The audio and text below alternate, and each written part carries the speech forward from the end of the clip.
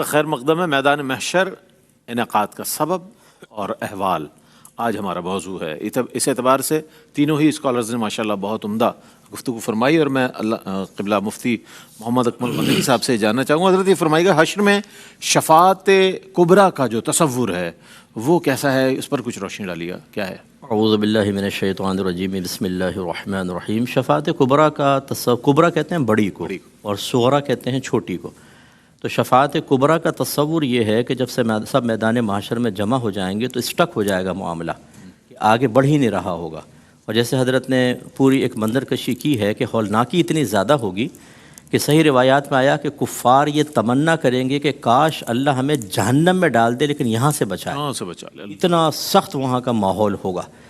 ایسے وقت میں جب آگے کے معاملات چلیں گے کہ حساب کتاب شروع ہوگا اور مزید شفاعت صغریٰ کے دروازے کھلیں گے، اس وقت جو شفاعت ہوگی اس کو شفاعت کبریٰ کہتے ہیں، اور وہ صرف ہمارے نبی کریم صلی اللہ علیہ وسلم کا منصب ہے، اور یہ آپ کو عطا کیا گیا۔ اس کی مختصر سی تفصیل یہ ہے کہ سب جب اس طرح پھنسے میں ہوں گے تو ان میں سے کچھ لوگ آپس میں ایک دوسرے سے کہیں گے کہ ایسا کرتے ہیں کہ حضرت ابو البشر آدم علیہ السلام کے پاس چلتے ہیں اور ان سے کہتے ہیں کہ آپ شفاعت کریں، کم از کم حساب کتاب تو اسٹارٹ ہو۔ اب میدان محشر کی اربوں خربوں کی مخلوق میں آدم علیہ السلام تک پہنچنا ایک بہت بڑی آزمائش، اگرچہ چلیں وہ نمایاں طور پہ نظر آ رہے ہوں گے، وہاں پہنچیں گے، ان سے ریکویسٹ کریں گے کہ آپ شفاعت کریں کہ حساب کتاب شروع ہو۔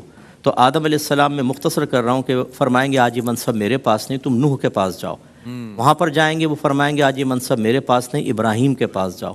ابراہیم علیہ السلام فرمائیں گے آج یہ منصب میرے پاس نہیں، تم موسیٰ کے پاس جاؤ۔ موسیٰ علیہ السلام فرمائیں گے آج یہ منصب میرے پاس نہیں، تم عیسیٰ کے پاس جاؤ۔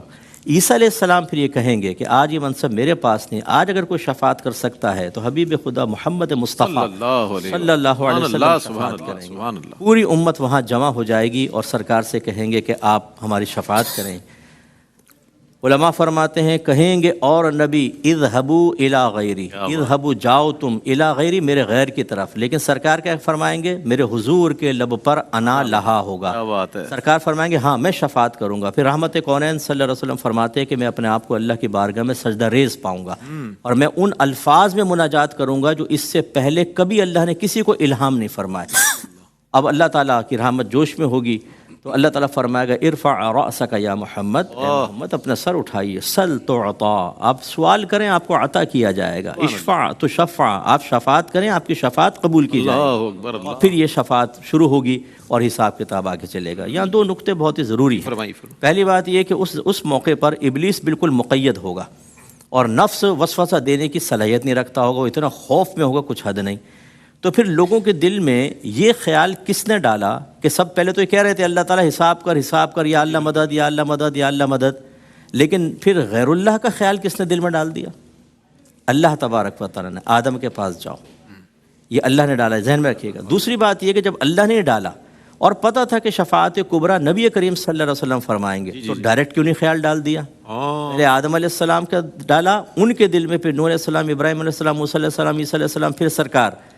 تو فقط اتنا سبب ہے انعقاد بزم محشر کا کہ ان کی شان محبوبی دکھائی جانے والی۔ کیا بات ہے! بہت سے ایسے لوگ تھے جو نبی کریم کے زمانے سے پہلے گزر گئے، شان مصطفیٰ نہ دیکھ سکے۔ بہت سے ایسے تھے جو زمانے میں تھے اور پہچان نہ سکے، اور بہت سے بعد میں آئے اور وہ جان نہ سکے۔ اللہ تعالیٰ نے عرب و عجم سب کو، ہر مخلوق کو جمع کر کے اس وقت اپنے حبیب کی ایسی شان دکھائے گا کہ اولین آخرین سب اس کو تسلیم کرنے پر مجبور ہو جائیں گے۔ اور یہ یاد رکھیں کہ جو دنیا میں شرک ہے وہ آخرت میں بھی شرک ہے، جو یہاں غلط ہے وہ آخرت میں بھی غلط ہے۔ بی بی فاطمہ رضی اللہ تعالیٰ عنہ کے لیے حدیث حسن میں روایات حسنہ ہیں، یہ مطلب سند احسن جس کو کہتے ہیں، ایسی ہیں کہ اللہ تعالیٰ فرمائے گا، ایک منادی کہے گا بنت محمد گزر رہی ہیں، سب اپنے سر جھکا لو کیونکہ وہ جنت میں جا رہی ہیں۔ اللہ اکبر! حالانکہ احکام شرع ختم ہو گئے، ان کے لیے ہے۔ اس کا مطلب ہے کہ یہ ان کے لیے پروٹوکول ہے۔ یہ میں ضمناً اس لیے عرض کر رہا ہوں کہ وہاں پر پھر یہ بعض قوانین اب بھی وہاں پر رہیں گے۔ تو جو شرک ہے وہ یہاں بھی شرک، وہاں بھی شرک۔ اگر اللہ تبارک و تعالیٰ کے موجود ہونے کے باوجود اللہ کے محبوبوں کی طرف توجہ کرنا، مدد طلب کرنا شرک ہوتا، تو دنیا میں بھی جو شرک ہے وہ آخرت میں بھی شرک ہے۔ لوگ اگر نبی کریم کے پاس جاتے، میدان معاشر میں جو نقشہ کھینچا گیا، سرکار فرماتے ساری زندگی تمہیں میں نے کہا ہے اللہ سے مانگو، اللہ کی بارگاہ میں جاؤ، تم اللہ کو چھوڑ کے میرے پاس آ گئے ہو؟ وہ کون سے خزانے جو اللہ کے پاس نہیں تم میرے پاس آ گئے؟ نہیں، بھیجنے والا خود اللہ تعالیٰ ہے۔ اللہ تعالیٰ، واہ اس کا واہ مطلب ہے کہ یا اللہ مدد تو سب کہہ رہے ہوں گے، شفاعت کبریٰ شروع نہیں ہوگی، پہلے یا آدم المدد کہیں گے، پھر یا نوح المدد کہیں گے، پھر یا ابراہیم المدد، یا موسیٰ المدد، یا عیسیٰ المدد، اور آخر میں کہنا پڑے گا یا رسول اللہ المدد، اور پھر یہ اللہ کی عطا سے ہوگا کہ شفاعت کا دروازہ کھلے گا اور اسی سے ہماری حاجات پوری ہو جائیں کیا گی۔ بات ہے، سبحان اللہ۔ ہمارا عقیدہ یہ ہے کہ اللہ تعالیٰ کی ذات بے نیاز ہے، اسی سے مانگنا افضل ہے، اولا ہے، وہ دینے میں کسی کا محتاج نہیں۔ اللہ، باقی ہر بڑے سے بڑا نبی یا ولی ایک تنکا بھی دینے میں اللہ تبارک و تعالیٰ کی عطا کے محتاج ہیں، شک۔ لیکن اللہ تعالیٰ کی عادت کریمہ جب عطا فرماتا ہے وسیلے سے عطا فرماتا ہے۔ کیا بات۔ آج صحیح طریقے سے خرافات سے خالی وسائل اختیار کریں، ورنہ عین الیقین تو حاصل ہونے ہی والا ہے۔ نہیں مانتا وہاں پر بھی مانے گا اور انشاءاللہ کہے گا یا رسول اللہ مدد فرمائے، اور سرکار مدد فرمائیں گے اور اللہ تعالیٰ اس کے جواب میں مدد فرمائے گا۔ آج لے ان کی پناہ، آج مدد مانگ ان سے، پھر نہ مانیں گے قیامت میں اگر مان گیا۔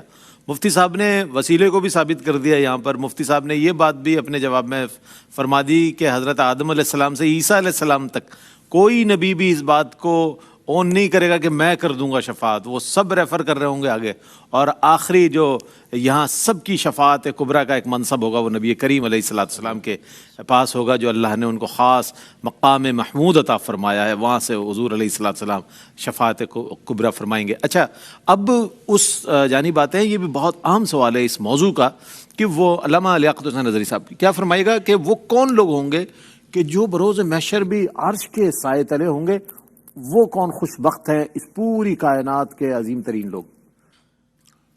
رئیس بھائی، حدیث پاک کے اندر آتا ہے، بخاری شریف کے اندر، مسلم شریف، نسائی، ترمذی، تقریباً سیاہ ستہ کی یہ حدیث پاک ہے اور متفقون علیہ حدیث پاک ہے۔ نبی کریم صلی اللہ علیہ وسلم نے فرمایا سبعۃ یظلھم اللہ یوم لا ظل الا ظلہ، بس 7 لوگ ہیں کہ جنہیں اللہ تبارک و تعالیٰ اپنے عرش کے سائے تلے جگہ عطا فرمائے گا جس دن کوئی سایہ نہیں ہوگا، اللہ اکبر، کوئی سائبان، کوئی شیڈ نہیں ہوگا، اگر سایہ ہوگا تو عرش الہی کا سایہ۔ سبحان اللہ، سبحان اللہ۔ کون لوگ ہیں؟ اللہ کے نبی صلی اللہ علیہ وسلم نے سب سے پہلے فرمایا امام عادل، امام عادل، فرمایا جو امام عادل ہے، جو بادشاہ عادل ہے، فرمایا کہ وہ عدل کرتا ہے، اس کی رعایا کے اندر جتنے لوگ بھی نیکی کریں گے ان کو بھی ثواب ملے گا، اس کو بھی اجر ملے گا۔ سبحان اللہ۔ اور بس سب سے پہلے عرش الہی کے سائے تلے اس کو جگہ عطا کی جائے گی۔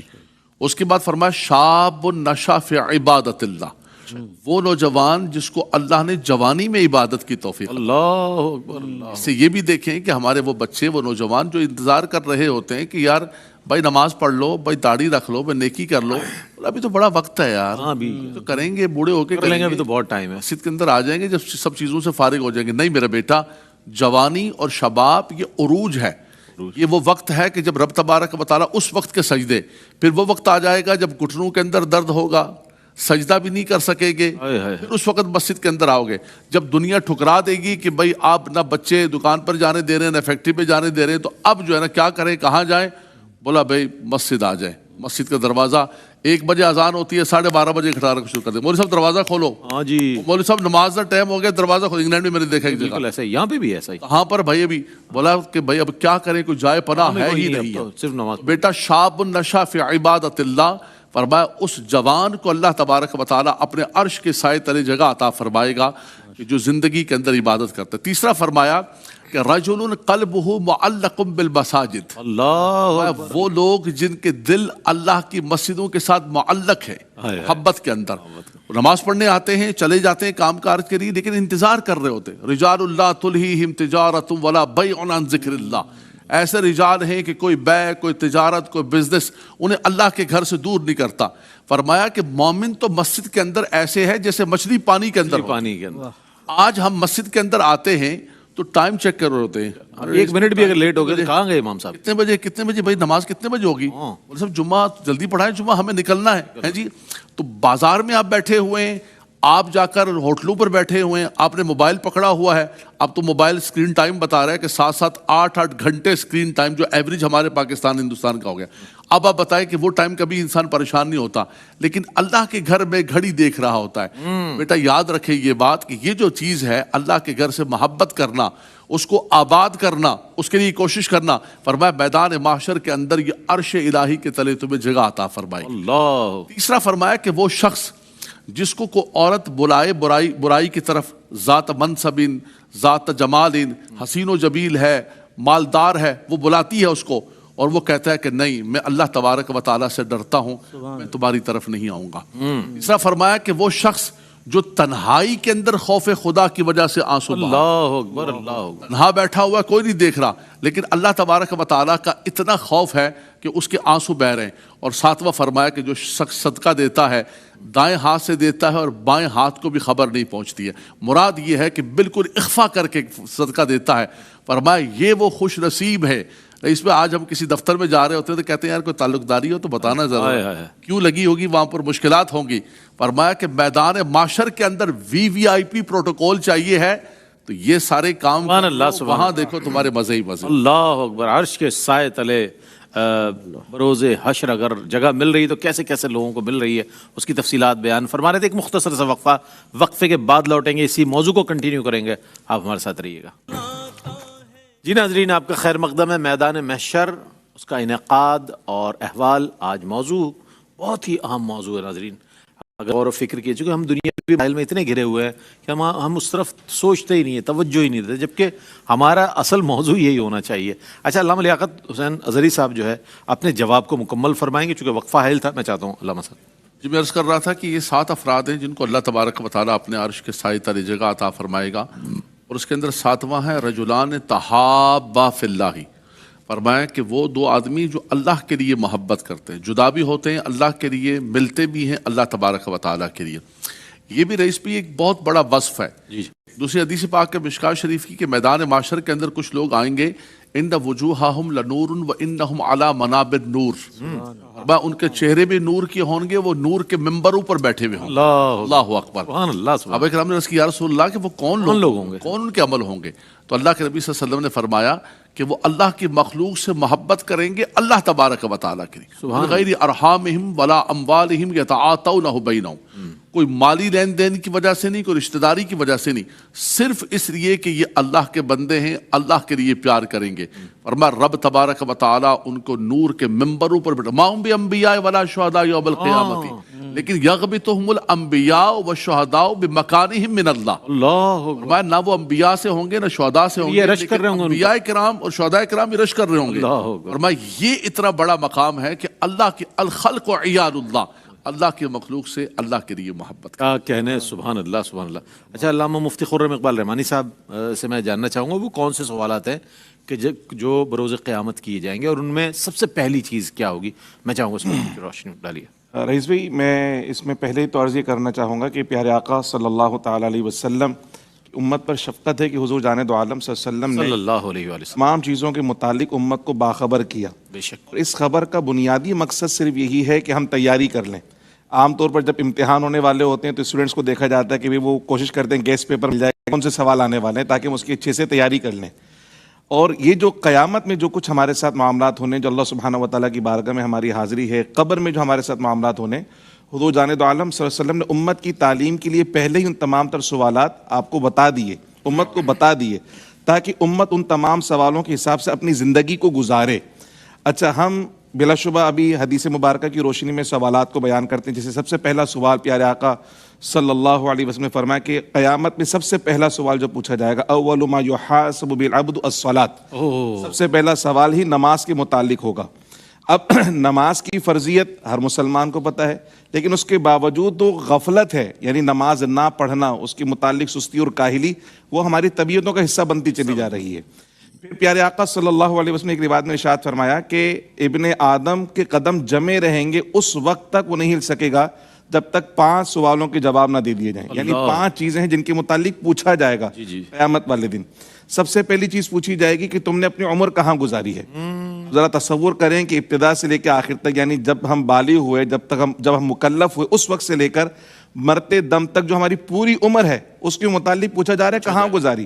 اور پھر بالخصوص جیسے قبلہ علامہ صاحب نے ارشاد فرمایا نوجوانی کے متعلق کہ جو اپنی جوانی عبادت میں گزارے، اللہ کی محبت میں گزارے، اللہ کے عرش کی سائے میں ہوگا، تو حضور نے فرمایا بالخصوص جوانی کے متعلق الگ سوال کیا جائے گا کہ جوانی کہاں گزاری ہے تم نے۔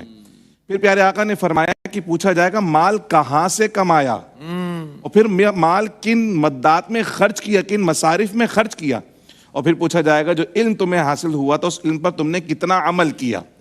بظاہر ان سوالات کو دیکھا جائے تو شاید لگتا ہے کہ یہ سوالات جو ہے کوئی عام سوالات ہیں، لیکن اگر ان سوالات کی کیفیت پر غور کیا جائے تو یہ ایسے سوالات ہیں کہ پوری زندگی کا نچوڑ ہے ہمارا. بالکل بالکل پوری. اور اگر ان سوالوں کے جواب کی تیاری میں ہی میں اپنی زندگی گزارتا ہوں تو میں سمجھتا ہوں کہ وہ زندگی ہوگی جو اللہ اس کے رسول کی پسندیدہ زندگی، یعنی اللہ جس طرح چاہتا ہے اور پیارے آقا صلی اللہ علیہ وسلم جس طرح چاہتے ہیں اس طرح کی زندگی ہم گزارنے لگ جائیں گے. تو سوالات بتانے کا بنیادی مقصد صرف یہ نہیں کہ ہم اپنے حافظے میں اس کو بٹھا لیں، بلکہ اصل مقصد ہے تیاری. ان سوالات کے تحت ہم اپنی تیاری شروع کر دیں کہ اللہ سبحانہ و تعالیٰ کی بارگاہ میں اگر سوال ہو گیا جس طرح حدیث شریف کے اندر ہے تو کیا میں ان سوالوں کا جواب دینے کی سکت رکھتا ہوں؟ یعنی زندگی کا ہر لمحہ ایسا گزرے کہ اللہ نے پوچھ لیا اگر کہاں گزارا تو کیسے بتاؤں گا. صبح سے لے کے شام تک اگر میں زندگی گزارتا ہوں تو اس بارے میں مجھے اگر خوف ہے میں نے کوئی غلط کام کیا، میرے گھر والوں نے پوچھ لیا کہاں گئے تھے، میں ان کو بتاؤں گا کہ نہیں بتاؤں گا؟ والد صاحب نے پوچھ لیا کہاں گئے تھے تو میں بتاؤں گا کہ چھپاؤں گا؟ تو ان سے تو میں چھپا سکتا ہوں لیکن اللہ سے کوئی چیز پوشیدہ اس کے باوجود کتنی خفت محسوس کرتا ہے انسان. جی. تو رب تعالیٰ جب پوچھے گا تو کیا حال ہوگا؟ یہاں جھوٹ بولتے بھی اندر سے محسوس ہوتا ہے کہ میں نے غلط بیانی کی ہے، لیکن یقین کیجئے اللہ سبحانہ و تعالیٰ کی بارگاہ میں تو علیم بذات الصدور ہے، وہ تو لطیف خبیر ہے، تو اس سے تو کوئی چیز پوشیدہ نہیں ہے. اس کی بارگاہ میں تو کیسے ہم ظاہر کر سکیں؟ تو جو کچھ ہم کر رہے ہیں، جوانی کہاں گزر رہی ہے، عمر کہاں گزر رہی ہے، مال کس انداز میں کما رہے ہیں، حلال اور حرام کی تمیز ہم نے چھوڑ دی ہے، بس گھر بیٹھے مال کمانا ہے، گیم کھیل کے مال کمانا ہے، ویڈیو بنا کے مال کمانا ہے، ولاگنگ کر کے مال کمانا ہے، کسی بھی طریقے سے بس مال کی کثرت ہونی چاہیے. اور پھر مال کہاں خرچ کر رہے ہیں اس کا بھی سوال کیا جائے گا. آج کوئی پوچھے یار تم نے کیوں کر رہا، یہ تو فضول خرچی، بولا میرا مال ہے میری مرضی جیسے چاہے خرچ کروں. تو یہاں تو آپ کسی کو جواب دے سکتے میرا مال میری مرضی، لیکن اللہ سبحانہ و تعالیٰ کی بارگاہ میں سوال ہوگا یہ جو مال تم نے کمایا تھا اس مال کو کہاں خرچ کیا، اور پھر علم کے مطابق عمل. علم تو سب نے حاصل کر لیا، سوالات ہمیں پتہ چل گئے، لیکن ہم عمل کتنا کر رہے ہیں یہ سوال بھی ہم سے لازمی کیا جائے گا روز حشر کہ جو علم ہم نے حاصل کیا تو اس پر ہم نے کتنا عمل کیا. اللہ سبحانہ و تعالیٰ کی بارگاہ میں ان سوالوں کا جواب دینے کی سکت یقیناً کسی میں نہیں ہے، لیکن سرکار نے اس لیے عطا فرمائے کہ ہم اپنی زندگی میں اپنی اصلاح کر لیں اور وہاں اللہ سبحانہ و تعالیٰ کی بارگاہ میں جواب دہی کی تیاری کر لیں. کیا بات ہے. امتحان ضرور ہے اور بڑا سخت امتحان ہے، لیکن یہ اللہ کا فضل ہے کہ حضور کی نالین پاک کا صدقہ اللہ نے ہم پر یہ پیپر جو ہے نا کلیئر کر دیا. سوالات ہمارے سامنے رکھے ہوئے ہیں سارے، اب اس کے جوابات کے لیے میں عملی زندگی میں اپنا کردار ادا کرنا ہے. میری مائیں بہنیں بزرگ بچے اور بزرگ جو جتنے لوگ دیکھ رہے ہیں اس سوال پر ضرور غور کیجیے گا کہ جو میں قبلہ مفتی محمد اکمل مدنی صاحب کی خدمت میں عرض کرنا چاہتا ہوں. حضرت حقوق العباد تلف کرنے والوں کا وہاں کیا انجام ہوگا، اس کے حوالے سے ارشاد فرمائیے. جی بالکل، بس اس پہ تھوڑا سا میں کمنٹ سرچ کر دوں. انہوں نے ارشاد فرمایا کہ پیپر بھی آؤٹ ہو گیا ہے، اچھا پیپر کا حل بھی بتا دیا ہے. کیا بات. اب اگر ایک نوجوان کو امتحان سے 1 مہینے پہلے پیپر مل جائے اور پھر بھی تیاری نہ کرے اور فیل ہو جائے تو اس کو کتنی پھٹکار پڑنی چاہیے. اور یہ ہمیں سوچنا چاہیے کہ سب بتا دیا گیا، اس کا حل بھی بتا دیا، اب تیاری نہ کریں تو پھر ہم یہ خود جب اقرار کر رہے ہیں کہ ہاں اس کو پھٹکار پڑنی چاہیے تو اس کا مطلب ہے اپنے آپ کو سزا کے لیے بھی تیار رکھنا چاہیے. لیکن وہی بات ہے کہ مایوس کسی کو نہیں کرنا، اللہ کی رحمت بہت بڑی ہے، تیاری کرنی چاہیے. حقوق العباد پر ہمارا اس پر کافی کلام ہوا. وہ ایک مختصر جو مشہور حدیث ہے وہ میں عرض کر دیتا ہوں. سرکار نے ارشاد فرمایا، صحابہ سے پوچھا کہ تم جانتے ہو کہ میری امت کا مفلس کون ہے؟ عرض کیا رسول اللہ جس کے پاس نہ دراہم ہو نہ مال و متاع ہو. فرمایا لیکن میری امت کا مفلس وہ ہوگا جو نماز، روزہ اور زکوٰۃ لائے گا. یہ 3 نبی کریم نے ذکر فرمائی، نماز، روزہ، زکوٰۃ، اور تینوں کے اندر دیکھیں تمام عبادات کا ذکر ہے، مالی، بدنی اور تمام چیزیں. تو یہ اس کا مطلب ہے کہ جتنی بھی وہ بہت ساری عبادات لائے گئے، 3 تو استعارتاً گویا کہ ذکر کی. لیکن سرکار نے فرمایا وقد یاتی قد شتم ھذا، کسی کو اس نے گالی بکی ہوگی، وقذف ھذا، کسی پر زنا کی تہمت لگائی ہوگی، وَأَكَلَ مَالَ ھذا، کسی کا مال کھایا ہوگا، وَسَفَكَ دَمَ ھذا، اور اس کا خون بہایا ہوگا، وَضَرَبَ ھذا، اور اس کو مارا ہوگا. 5 اس میں بھی آپ دیکھیں سب جسمانی تکلیف، روحانی تکلیف، مالی تکلیف کا ذکر ہے. گویا کہ جس نے ان معاملات میں حقوق العباد تلف کیے تو سرکار فرماتے اس کی کچھ نیکیاں یہ لے جائے گا، کچھ یہ لے جائے گا، کچھ یہ لے جائے گا، اور جب اس کی نیکیاں فنا ہو جائیں گی تو اللہ تعالیٰ ان مظلوموں کے گناہ اس کے نام اعمال میں ڈال دے گا، وَطُرِحَ فِي النَّارِ، اور اس کو آگ میں پھینک دیا جائے گا. ہم سب کو، مجھ سمیت ہم سب کو اپنی سابقہ زندگی پر اور حالیہ زندگی پر خاص غور کرنا چاہیے. کسی کو کسی بھی طریقے سے تکلیف پہنچائی، آج معافی مانگ لیں، میدان محشر کے لیے چھوڑ کے نہ رکھیں، وہاں پر پھر کچھ بھی نہیں ہو سکتا، نیکیاں نکل جائیں گے. सुभान अल्लाह मुफ्ती साहब बहुत शुक्रिया अदा करूँगा आपका। अल्लामा साहब मुफ्ती साहब आप तशरीफ़ लाए। नाज़रीन मोहतरम, आज मौजू मैदान महशर इनेकाद का सबब और अहवाल, इस पर बहुत अच्छे अंदाज में इसको बड़ी संजीदगी से सुनना चाहिए। ये उलमा हजरात जो है हमारी रहनुमाई फरमाते हैं। जैसे फरमाया कि अगर कुछ हो गया है, और डेफिनेटली होता है, इंसान ख़ता का पुतला कहा गया ऐसे, बहुत कुछ हुआ है, उस पर गौर करें, अपने आप को एहतसाब के लिए तैयार रखें और पेश करें, क्योंकि कल जो बरोज़ महशर हिसाब हम यहाँ ऑडिट हो जाए ना तो हमारे होश ठिकाने आ जाते हैं। ऑडिटर आ रहे हैं, ऑडिट होगा, और वो जो ऑडिट होगा फाइनली उसके लिए हमें तो बहुत ज़्यादा तैयारी करने की ज़रूरत है। जो कुछ सुना है अल्लाह ताला उस पर हमें अमल करने की तौफीक अता फरमाए। अगला जो सेगमेंट है वो है आपके मसाइल का हल, जिसमें क़िबला मुफ्ती मोहम्मद अकमल मदनी साहब तशरीफ़ फरमा होते हैं। आपके लाइव सवालात लिए जाते हैं और उनके जवाबात दिए जाते हैं। इंशाअल्लाह ये सिलसिला अज़ान फ़जर के बाद तक हमारा जारी रहेगा रहमत सहर का। एक वक्फ़े के बाद मिलते हैं, हमारे साथ रहिएगा।